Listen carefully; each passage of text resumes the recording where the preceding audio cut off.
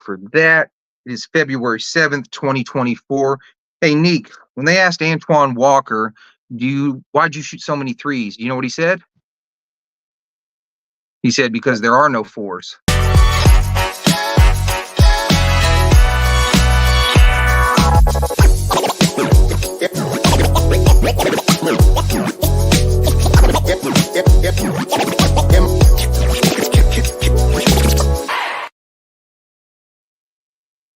We are back.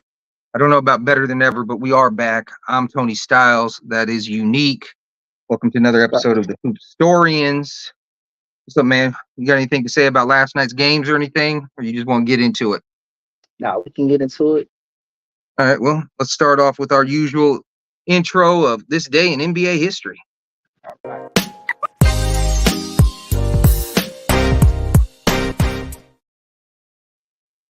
February 7th, 1987, Jordan's foul line dunk happened as he won his first slam dunk competition, first of a back-to-back. He won in 88 as well. Who do you think had the best foul line dunk out of all time? So I want to say Jordan, but at the same time, that Levine one was pretty nice as well. Was it Levine from a foot inside the line? Yeah, the reason I'll go with Levine is because of the type. Well, I'm not going with Levine, but that's the reason why he's on my mind. The type of dunks that he was doing, and then the combination of that too is like that was a very actually both of his dunk contests, they were just legendary. So it was just the complexity of the dunks he was doing, and then to add a foul line dunk to it as well. That's why. What about Bones? Where you got Bones's? Bones is up there too because who expected him to be able to glide like that? So yeah, and I got with the warm-up jacket. Yeah, he ain't even have to. He ain't even have to strip or nothing like that. Yeah, he's up there. I put I mean, all three of those are in my top 5. So yeah, I think I got to go with Bones for the unexpected factor and the warm-up jacket and the haircut. Because you definitely expect to see that with the haircut. You know what I mean? That's like that white men can't jump shit. You know what I mean? With the look at the corny motherfucker and all that kind of shit. So yeah, I don't know. That's what I think, and we'll have to see where that goes. Shout out to Bones anyway, for real, for showing people that I can do white this. Men can jump. You feel me? Shout out to Bones for that. Speaking of white men and that can't jump, let's talk about like some of our favorite announcers, our least favorite announcers, and all that.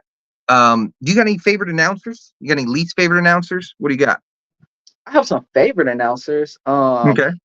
Mike Breen is one. I love hate Doris. Breen. I hate Breen. I like him. I hate Doris. I like Doris. I love Doris. I do love Doris. You like who? I love Doris. Marv. I like Marv. I hate Marv. There's another one I hate. This was Marv. This was Marv on the mic. This was Marv on the mic, and this was Marv on the mic every time. Jordan crossover post. Jordan. Yes. I'm gonna need more from my announcer than you saying his name and yes. I hated Marv. Hey, I'm gonna be honest with you. Wait a minute, hold on. The only one I disliked, I think, more than Marv was Steve Albert. Steve Albert was one of it. That's his brother.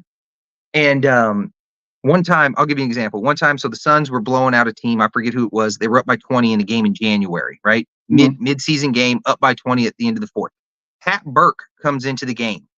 This dude shoots like a 22-foot baseline jumper, misses the shot. And Steve Albert goes, he would have been remembered for that one. Who the fuck remembers somebody making a 22-foot jumper at the end of the fourth in a 20-point blowout in game 42?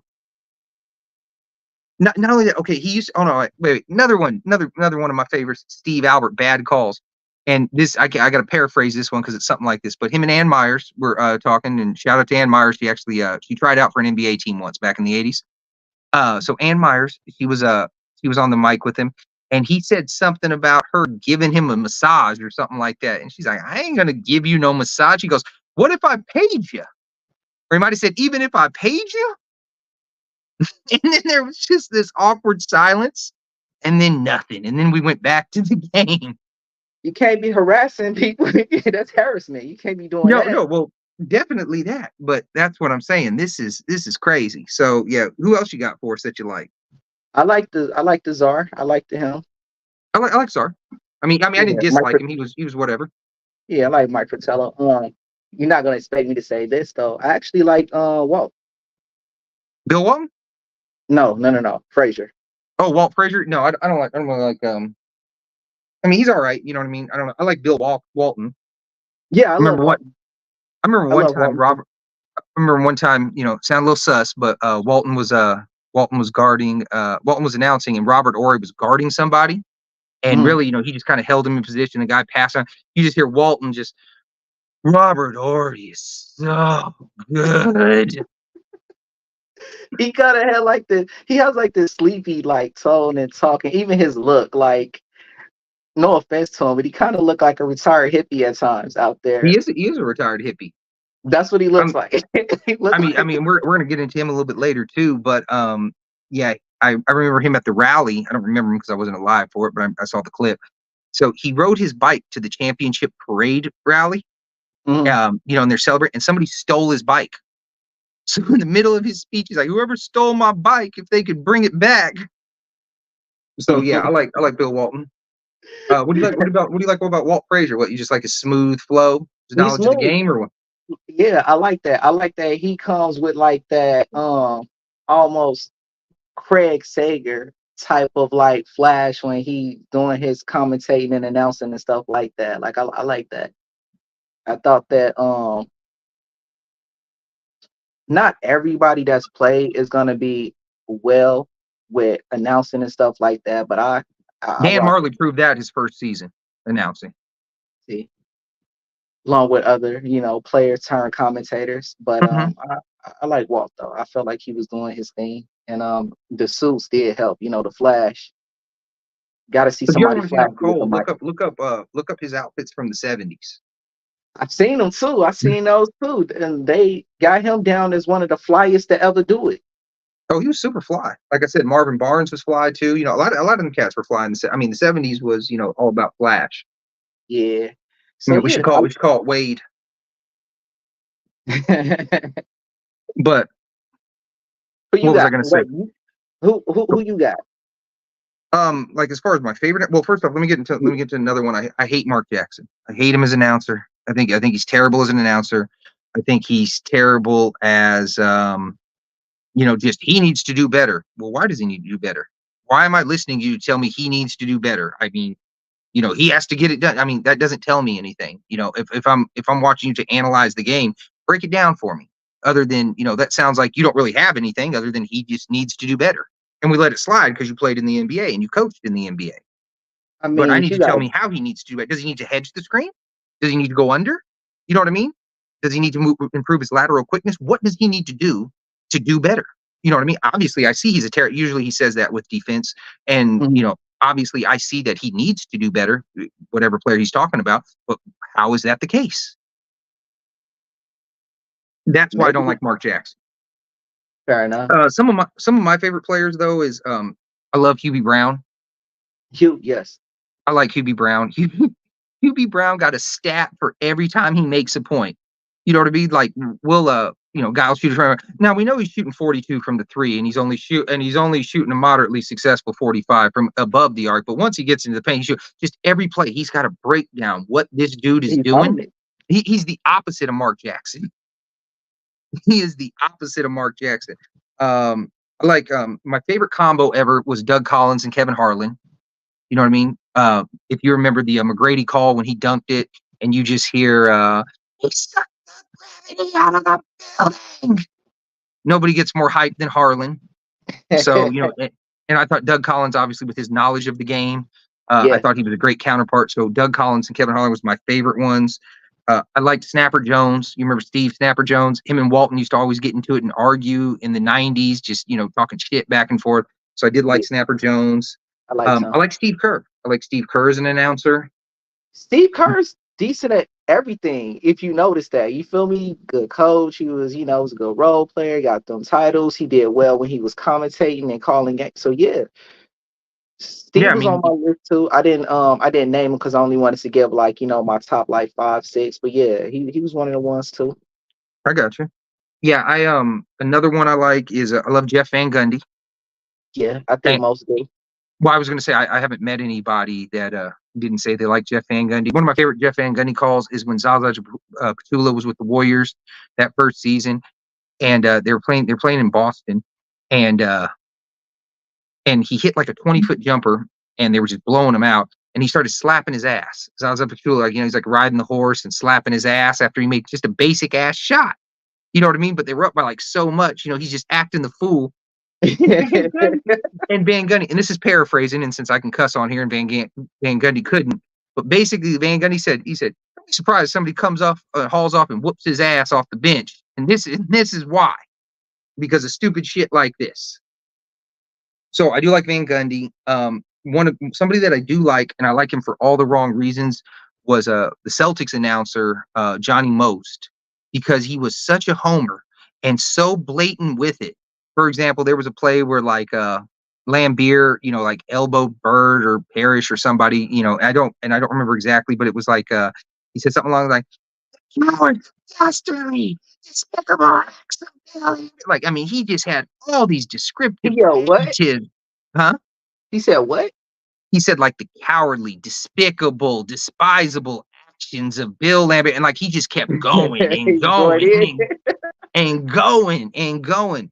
There was this other one where the Celtics they played, I don't know, I played somebody from like Croatia or something like that, Mhm. and Johnny Most was trying to call the game and he couldn't say nobody's name. So he was just like number 12. Yeah, I just don't know how to say these names. So I like Johnny Most for all the all the wrong reasons, but he was funny. If you want to see a homer, listen to some Johnny Most calls. It's crazy. You got anybody on the Sometimes the top? wild ones are the ones. They're entertaining, so I get it. Yeah, it was like one of the best, homers and all that. But let's switch topics. Unless you got any other announcers you want to talk about.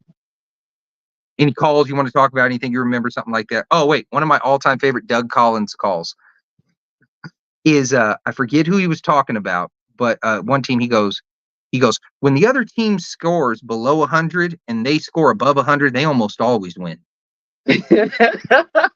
What? What? And what's crazy is I didn't even need that analysis from him. I knew that. And to be honest with you, I was stunned that they almost always win because I want to see the times they didn't. Wow. They almost always win. So, anyways, let's go with best nicknames of all time. Next, I want to talk about best nicknames. Who you got for? I'd love to hear in the comments too. If anybody got any best nicknames we missed or anything like that. But who you got for best nicknames? Some of your favorite nicknames. Some of my favorites. I'm going with World Free. I'm going with Lloyd Be Free. I like that one. George That's Karl hated him, by the way, just to let you know. Coached him, hated him, talked fine. all kinds of shit. Played no D, didn't give a fuck about D. You know what I mean? You know what I mean? All he cared about was scoring. It was heat checking. That's original. One of Right. the originals. You feel me?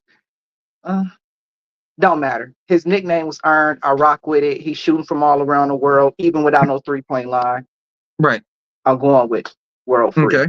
And he changed his name to World Free. Yeah. No, he's officially World B Free now.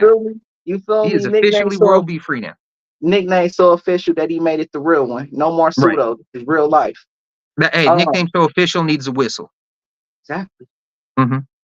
So we got him. I'm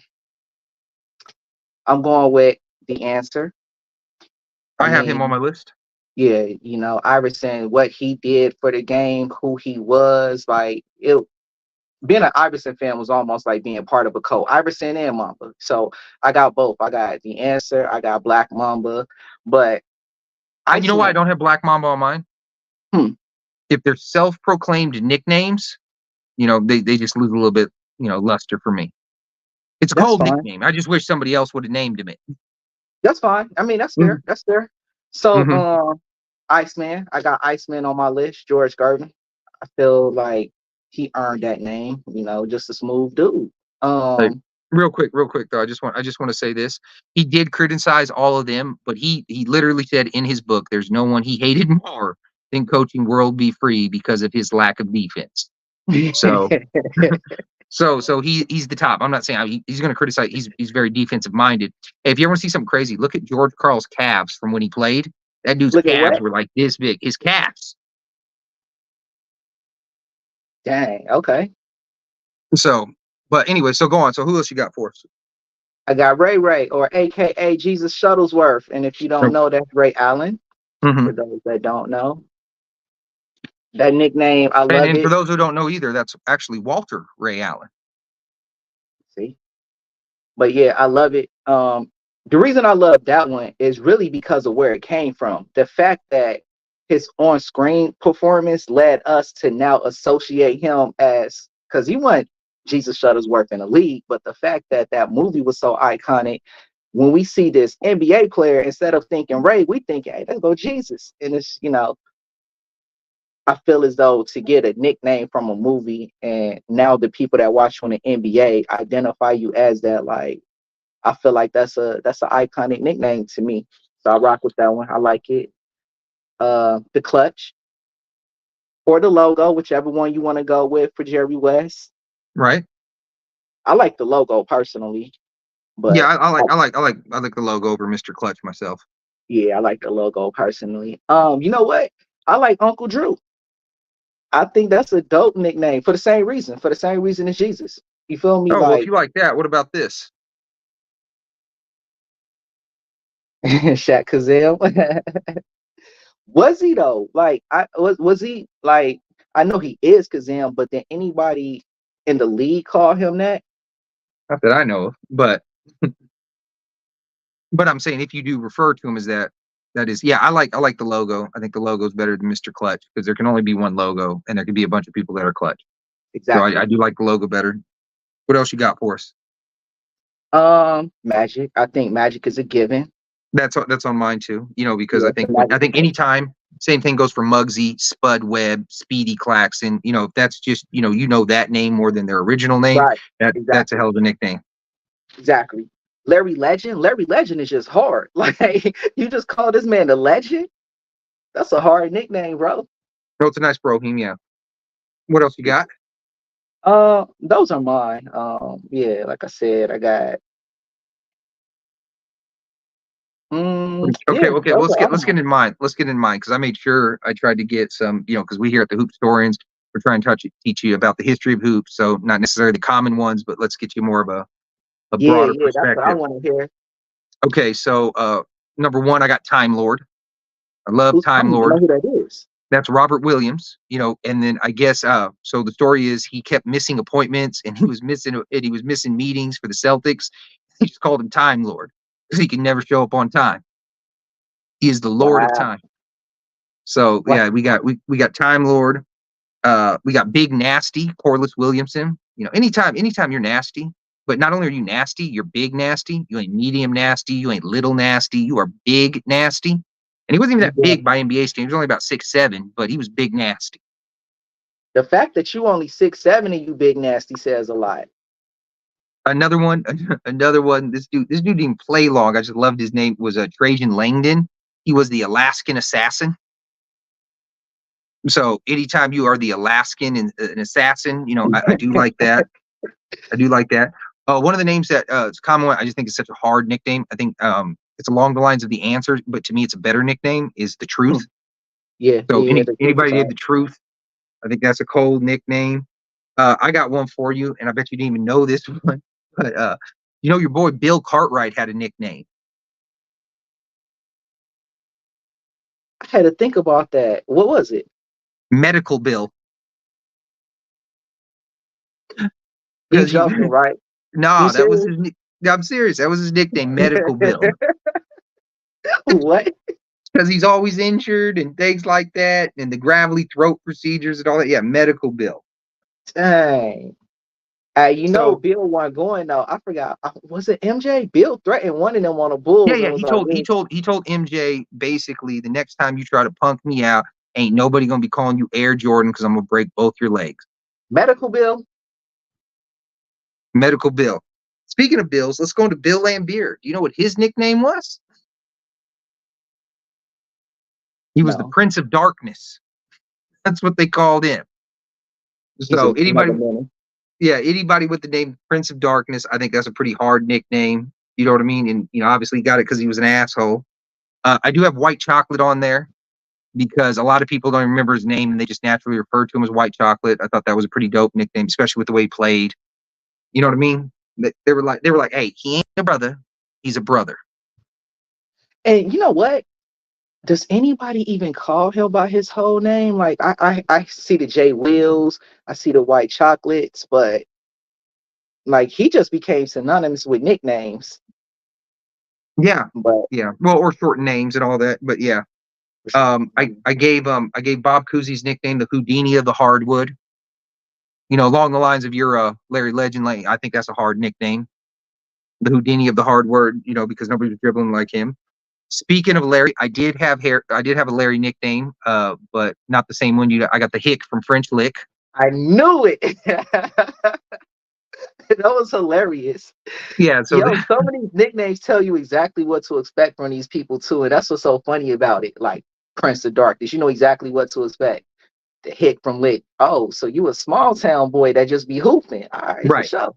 Right. And just giving you buckets. 29.9 was career high. Dropping 60 on the Hawks and all that. I got another one. You remember Joel Przybilla? Played on the Blazers, 7-foot white boy. When was this? What season? This season was like 08, 09, 9, 10, somewhere around there. Like, he was playing with Roy, Aldridge, that team, Batum. But anyways, why that team broke my heart. All right, for sure. But anyways, yeah, his nickname was the Vanilla Gorilla. The Vanilla Gorilla? The Vanilla Gorilla.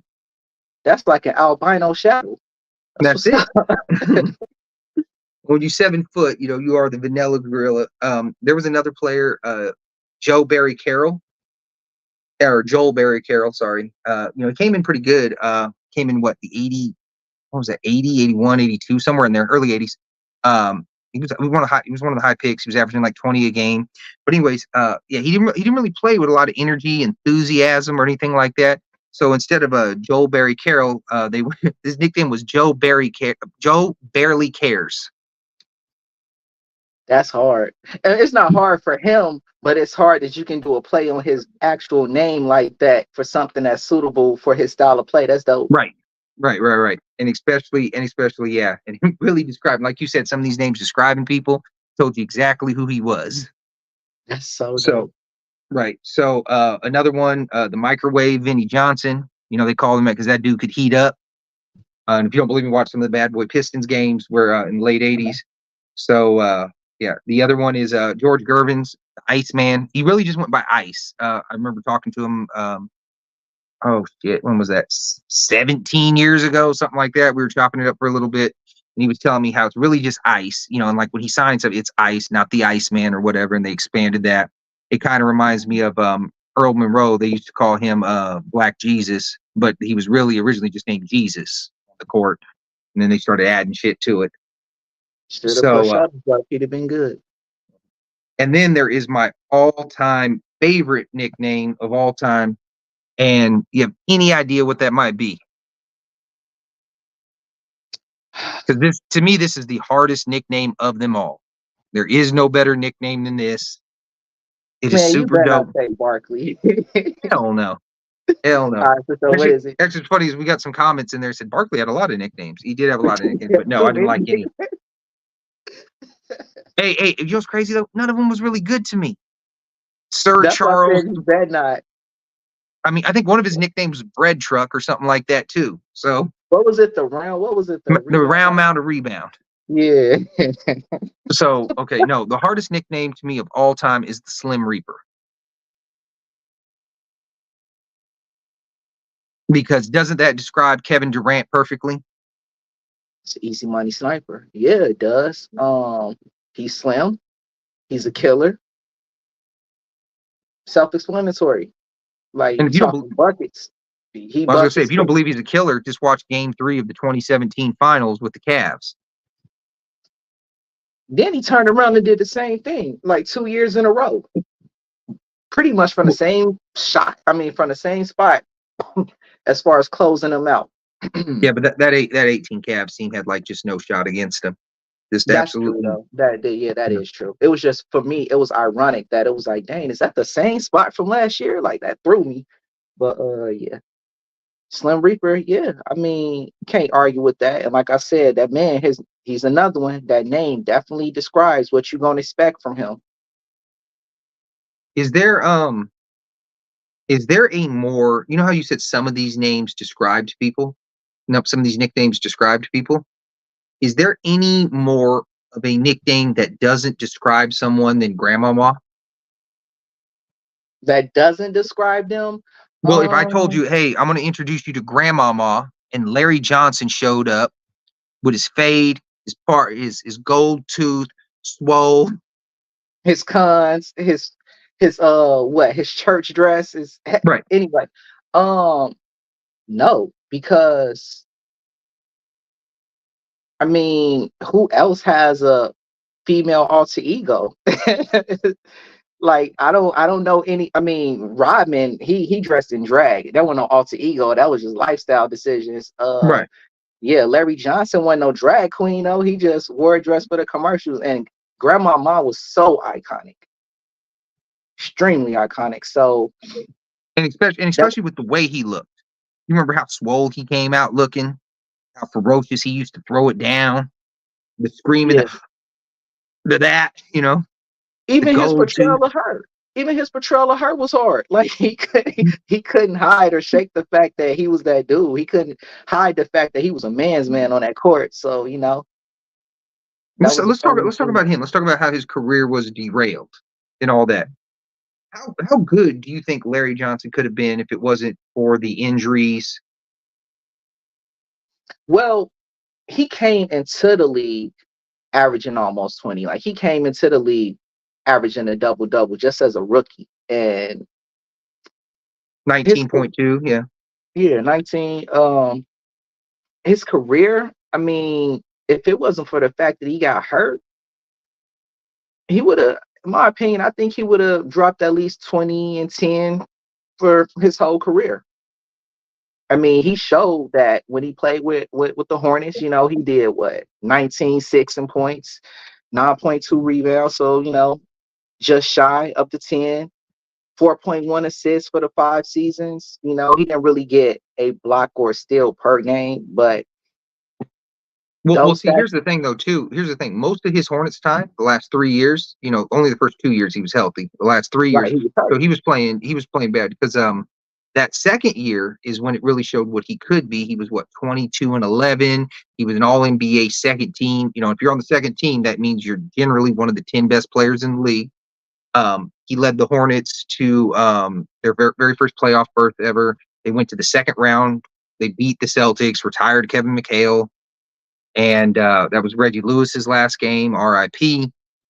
So, yeah, I think he could have been good. But here's really what happened to him. I don't think people understand like how much he really went through. So what happened to was in July of 1993, he was in a charity game. He went for a dunk. Payne shot from his lower back to his right leg. A week later, he collapses from his right leg at the basketball camp. He's like, yo, I got to get to Charlotte and get the doc checked out. Turns out he had 2 herniated discs. Okay. Prior to that, he had set the record, at least the Hornets record, for leg press in the gym, off their machine. And now, he could barely lift his own weight with his legs. He couldn't get through the first 3 drills at training camp. Then a few months later, he signed the largest deal in NBA history at the time. He signed an $84 million for 12 years. He was struggling at the beginning of the season. He had his first really good game of the season. He dropped, just to show you like his ability, he dropped 29 points, 20 rebounds, 11 assists. One of his coaches were like, yo, man, he's back. He goes, no, I hurt my back again. Turns out he tore a ligament in his back, suffered another ruptured disc. He retired at 32. He had $29 million left on his contract with 4 years. He was also a 2-time All-Star. He was an Olympic gold medalist. He was one of the best college players ever. That UNLV team was crazy. The Running Rebels. I think they set the record at the time for, and don't quote me on that because I'm not a collegiate guy, but I think they set the record for like most consecutive wins or something like that. They set some sort of deal. And yeah, I don't know. He still gave us an iconic moment. His 4-point play in the Indiana Pacers series to go up 2-1. That's one of the iconic NBA moments. So you think he would have been 20? I mean, like, where do you see his peak at? We're talking numbers wise. I mean, Was he? Do you think he could have got to 25 a game? Do you think he would have been scoring 30 a game? I don't think he would have did 30, but I do think he would have been, if not 25, at least like around that area. Like I say between like 23 and 25. You talking peak or career? I'm talking peak. At his peak? At his peak? Yeah. At his peak, I give him 25. I give him 25 at his peak. See, I saw him like Barkley. I saw him as an undersized power forward. I think he was definitely bare minimum at his peak in upper middle class Barkley. He wasn't a poor man's Barkley. He was like an upper middle class Barkley. I could see him getting up to like 27, maybe 28 in a year, bouncing back and forth. One year he averages 23, another year he averages 28, constantly getting 10 rebounds. And I think we really missed out on seeing like a 15 career. He was my favorite player growing up. My favorite jersey growing up, like I said, was the Hornets purple with the 2. His Converse, right? That obviously has nothing to do with his playing ability.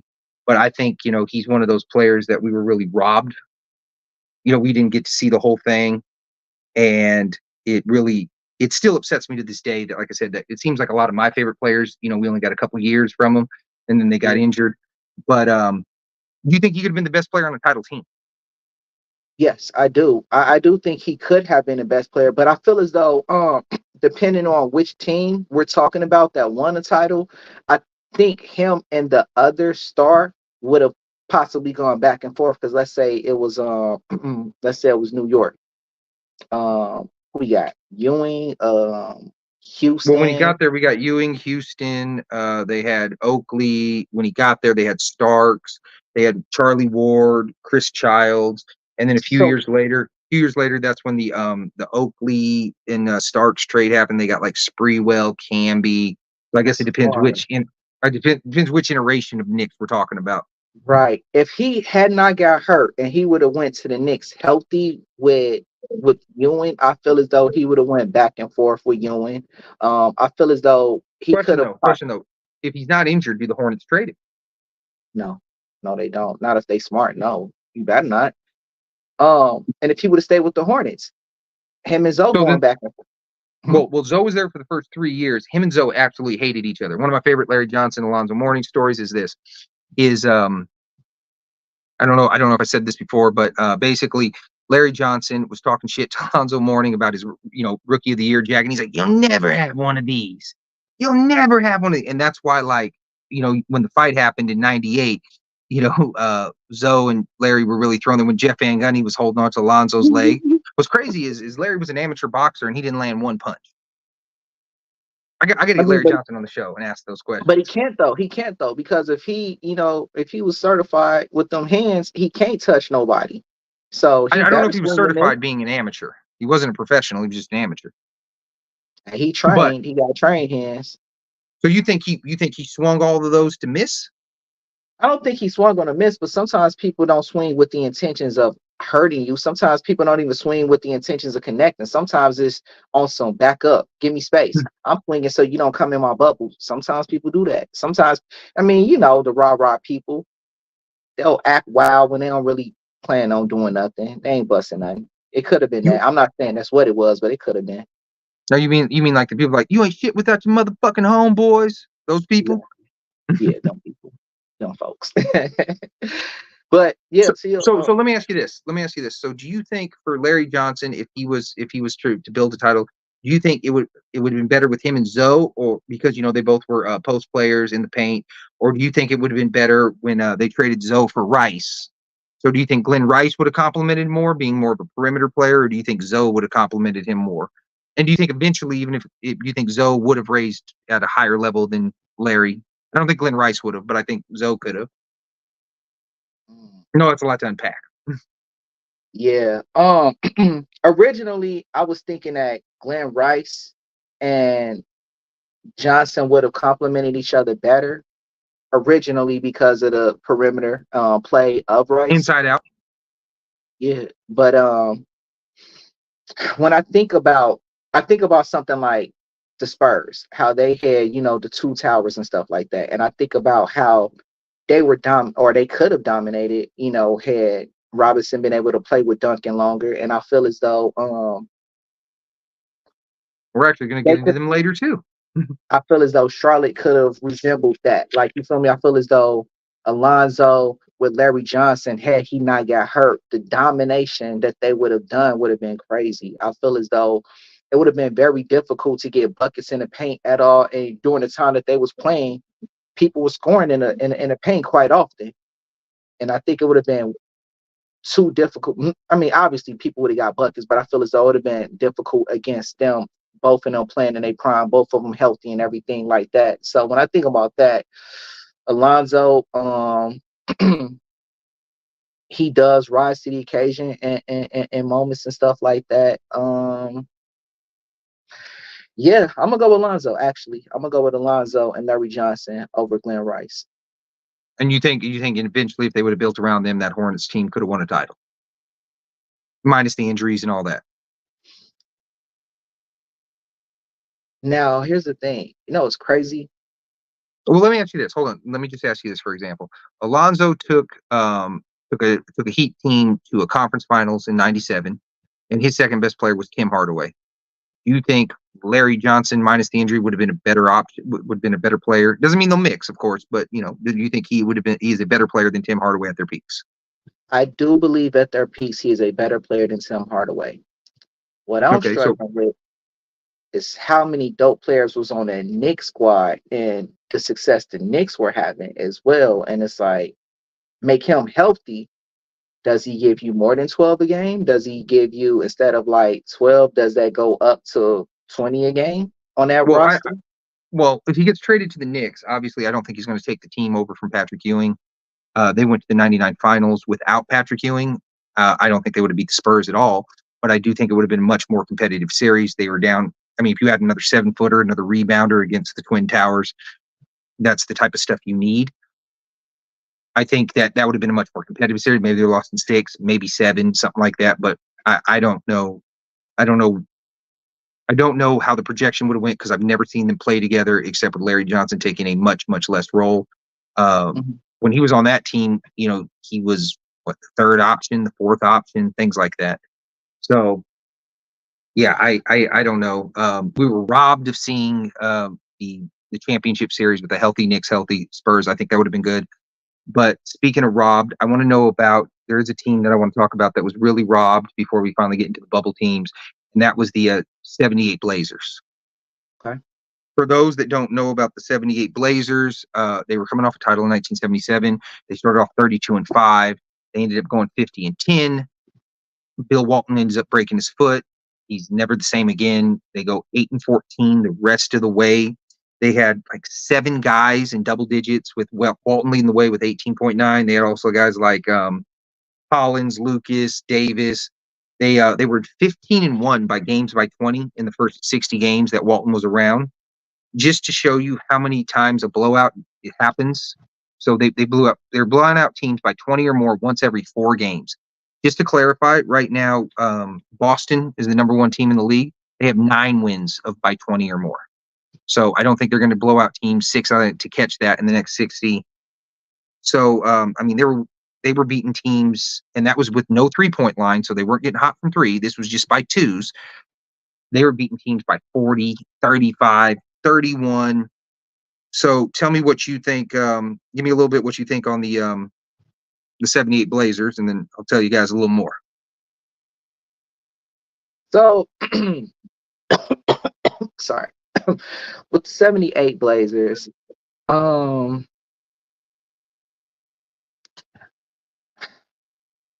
yeah, had he not got hurt, bro, like for real,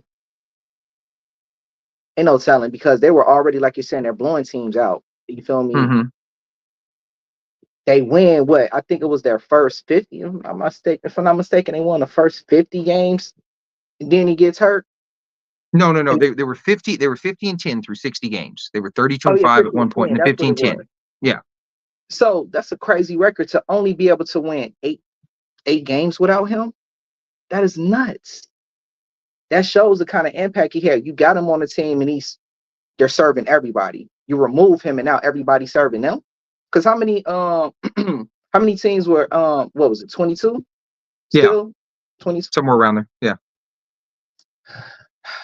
Yeah, it's like just to show you what type of player Walton was the year before in the playoffs, game 6 when they closed out the 76ers. His stat line was 20 points, 23 rebounds, 7 assists, 8 blocks. They had no answers for him. Right, he played the right way. He played that. Sports Illustrated actually did a piece on him. It said Portland isn't just running away from everybody in the NBA; it's assaulting the NBA record books, or it's mounting an assault on the NBA record books. Yeah. So what bothers me? I'll put it this way. Walton was so good after he got injured and broke his foot, he still won the MVP. Right. Yeah. See, that's crazy. That's crazy. You break your foot, you go out for the season, but you still, because of that, bro, he was, like I said, there was no answers for him. It sucks though that they pissed him off. You feel me? It sucks because he felt used by them.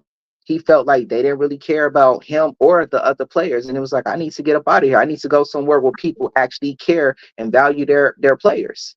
So it sucks that he's an MVP.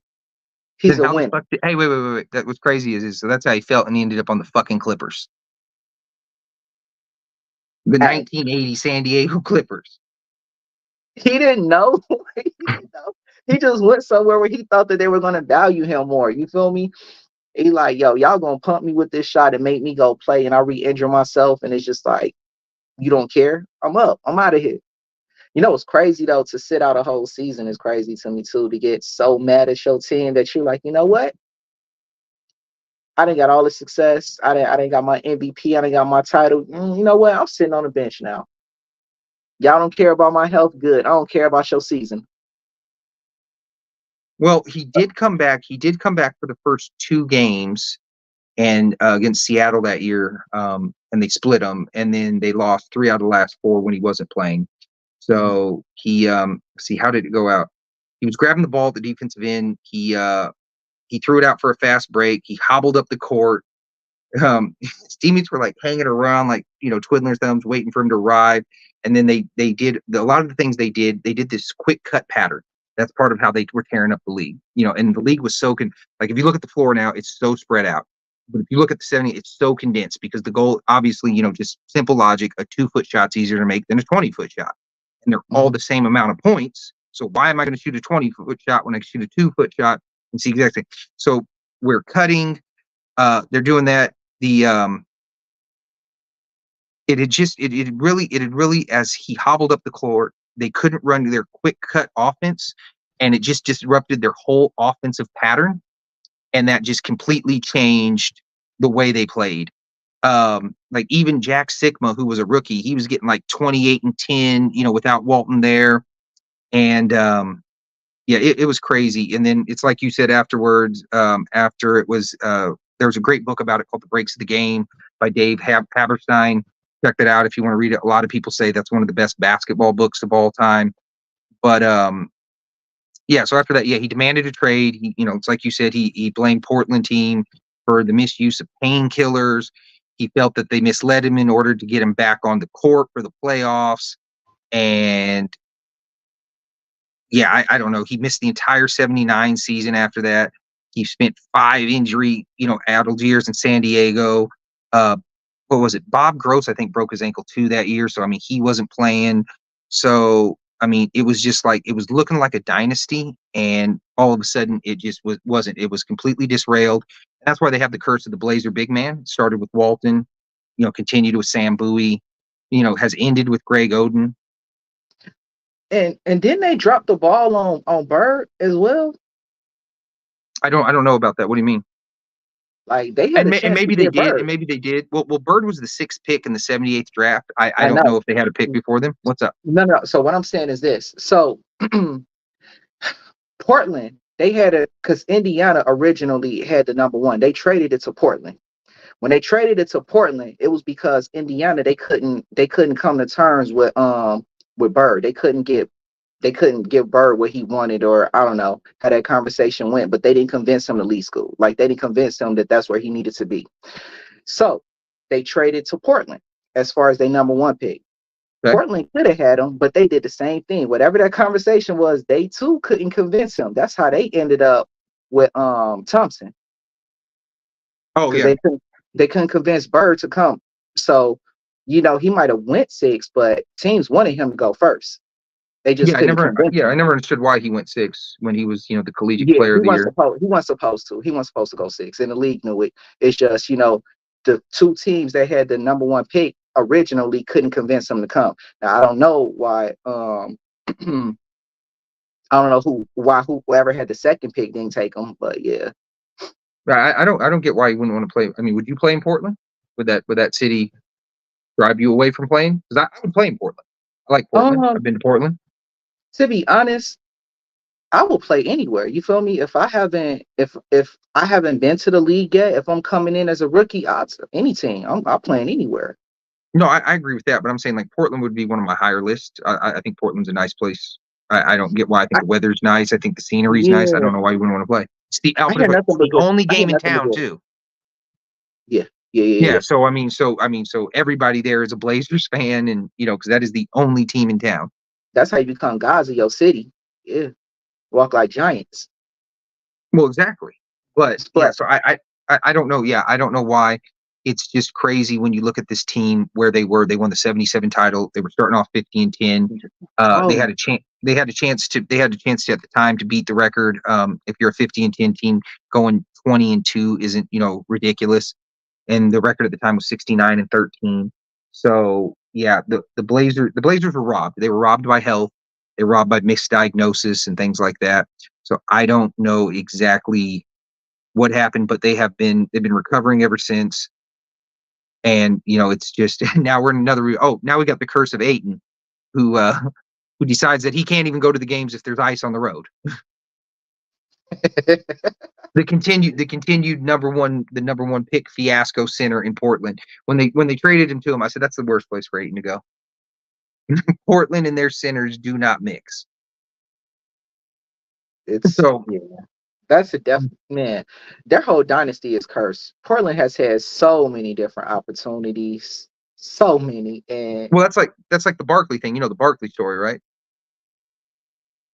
Which one? So Barkley after before the Suns, he was originally trying to go to the Blazers. He said, you guys have everything except someone like me. When the game slows down, throw the ball in half court kind of guy. Post up play and things like that. And other than that, you have everything else they need. So he flew out on his own money, and they were going to do him. They were going to give up none of their key players, I guess. I forget who they were going to give up, but they weren't giving up like Drexler or Terry Porter or any of their best players. Cliff Robinson, nobody like that. And so Barkley gets back, and then they decide they're not going to pull the trade. And for years, he complained that they owe him a ticket because he paid for that ticket with his own money. And Dame actually. And Dollar one time actually came out there and with the check from the Blazers to reimburse him 30 years later or whatever it was, 25 years later. Stop playing with that man. What? Yeah, so they were doing that. So yeah, I don't know. One of my favorite Blazers team was the 99 lockout team when they were like just the deepest team league. And that's kind of what I want to talk about now is I want to talk about, do lockout titles / bubble titles count? So I want you to tell me, because I think they do count, and especially the reason why I think they count is because a couple different reasons. One, nobody asks if the Bucks title count. They didn't play 82 games that year. They played 72 or whatever it was. So I absolutely do think they count. I don't know why, and especially with the people that won them. Like you look at LeBron, he won a bubble title. Well, he won titles before then. It wasn't because the bubble he won. He'd already proven that he could be the best player on the team. And before that, there was once again LeBron in 2012, and I could see why you're like his bubble team his lockout team doesn't count. Well, he won titles after that. So obviously it wasn't because it was a shortened season. And same thing goes with Tim Duncan and San Antonio Spurs. And I'll get into them because I think they were the most dominant out of those teams. But yeah, they won titles after that as well. So I'm gonna ask you, what do you think? Yes or no? And if it's yes, explain why. And if it's yes as well, tell me, why do you think people try to discredit those titles? Couple reasons. Well, probably more than a couple reasons. I think one of the reasons is because the team that they wanted to win didn't. To be quite honest, I don't feel as though there's a way to discredit them because we're still playing a sport. So it's like this. The way I see it is this: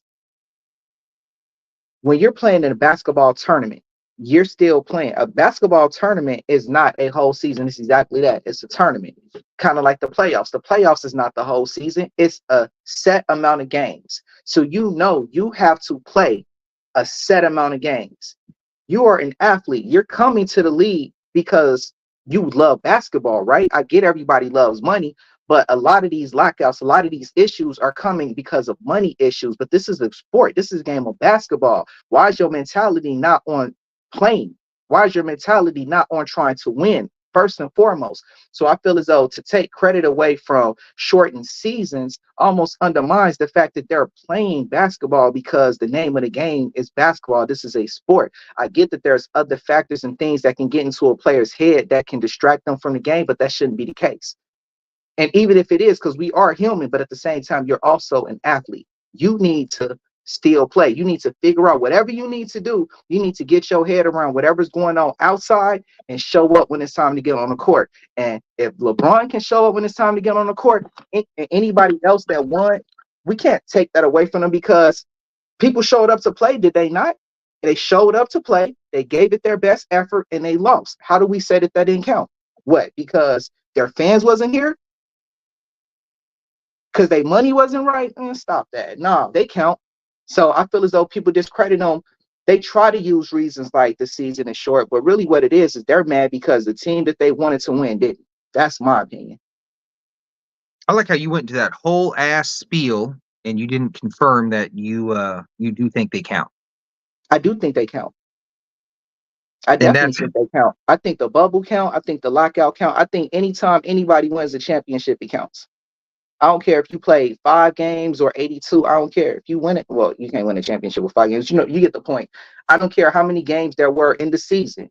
When they tell you we are playing for a chip, you need to play for a chip, period. Well, I do think this. So, like I said, I think they count as long as the history, before, after, or whatever shows. Like, I'll give you a good example. Okay, Donovan Mitchell. Have you ever seen what this dude shoots in the playoffs? What he does in the playoffs? Yeah. What he shoots? What percentage he shoots in the playoffs? Shoots. Yeah, what percentage he shoots in the playoffs? He had a green. A lot of players have green lights and they don't shoot like this. Off the top of my head, I don't know. But the reason I was bringing up the green light is because he takes reckless shots based on his green light. I guess that's your point too. Like everybody don't do that, but yeah. That green light. Just because you should shoot it doesn't mean, just because you can shoot it doesn't mean you should. Because he had one of them dang green lights. Okay, so hold on. Let me tell you Donovan Mitchell non-bubble playoff shooting percentage. So his rookie year, he came in and he shot 42%. And that's not a good percentage. Hold on. But then he said, you know what? It's my sophomore year. I need to improve. So the next year in the playoffs, instead of shooting 42%, he shot 32% from the field. After that, he came back with a 44% shooting. Then he shot 39%. Then he shot 43%. Do you know what he shot in the bubble? 50%? 52.9%. So what I'm saying is when you have something like that, where every year you're shooting terrible, except in the bubble, then obviously the bubble does have some sort of different level to it. I can say that right there would be an argument to have.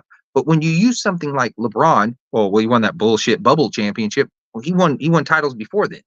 So he didn't need the bubble to win. So I use it as that you have to look at a multitude of factors.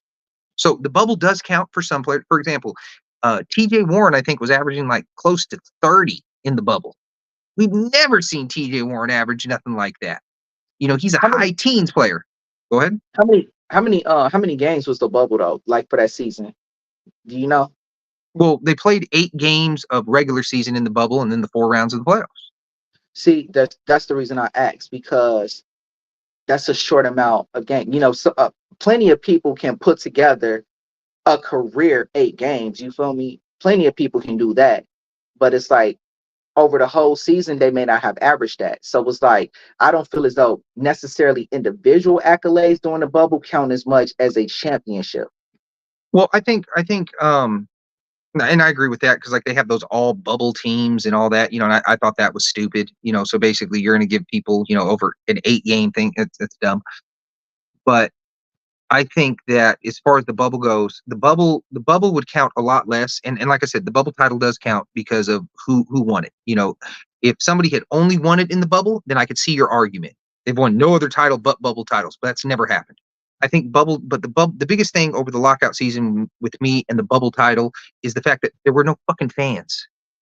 You can't tell me it does not affect your play when you got 20,000 fans screaming at you and you can feel the energy and the pressure of them wanting you to make whatever the case. So that to me is where the argument would lie. And that's where, like I said, where Donovan Mitchell's shooting showed. If he's shooting in just a gym, just fucking around, he goes from 32% to 52%. And those are literally his back-to-back years.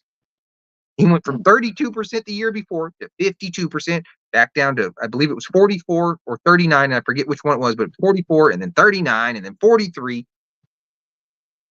And so that's what I'm saying. But I do want to say this as far as the lockout goes, especially the Spurs. I think the Spurs had one of the best runs ever, point blank period, lockout, regular season, bubble, whatever. The Spurs that year, they won 37 and 13 games. That's a 74 win percentage. Out of all their title teams, only one title team had a higher winning percentage, and that was 14 Spurs at 75-6 at 62-20.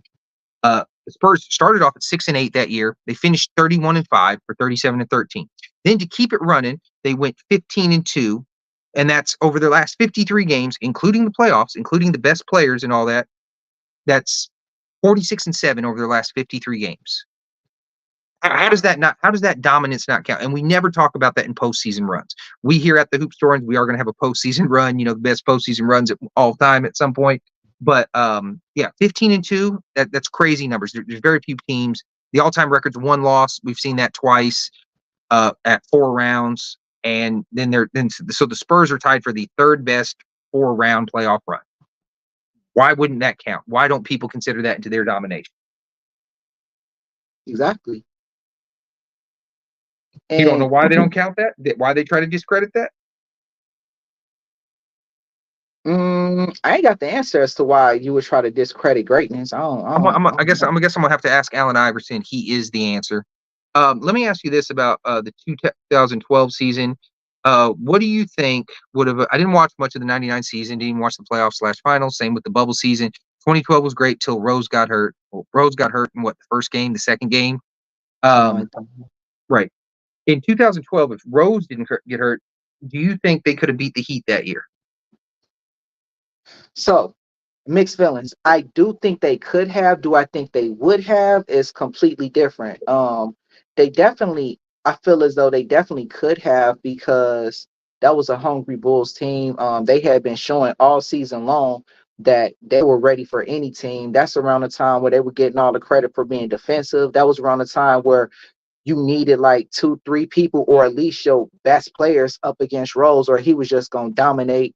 I feel as though the power punch of Miami was a little bit too much for Rose. Like, I don't feel as though Rose had the amount of, he might have had the amount of help as far as defensively, but offensively, I don't think Rose had the other person that could really like pull them over the hump the way, let's say LeBron's having a bad game. Wade can do it. You feel me?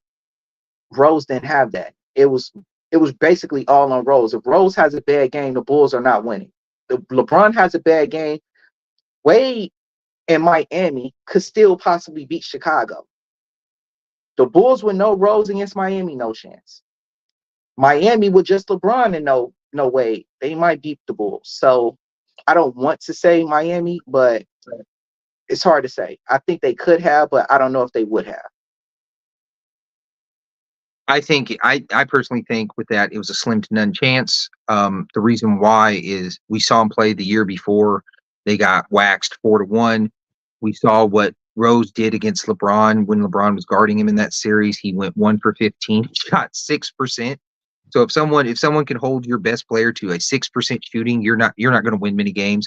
And that's why I think the 2012 Bulls really had no shot. Maybe they got a little better. Maybe they won 2. I don't know. I don't have the answers. What's up? Here's the thing though, Rose had hidden injuries though. So I do need to say that he did have hidden injuries. So it was like, it wasn't like when he went down with the knee, that was the first time. So it was like he was like Iverson. You know how Iverson would play with them injuries and wouldn't say nothing? Rose was doing that too.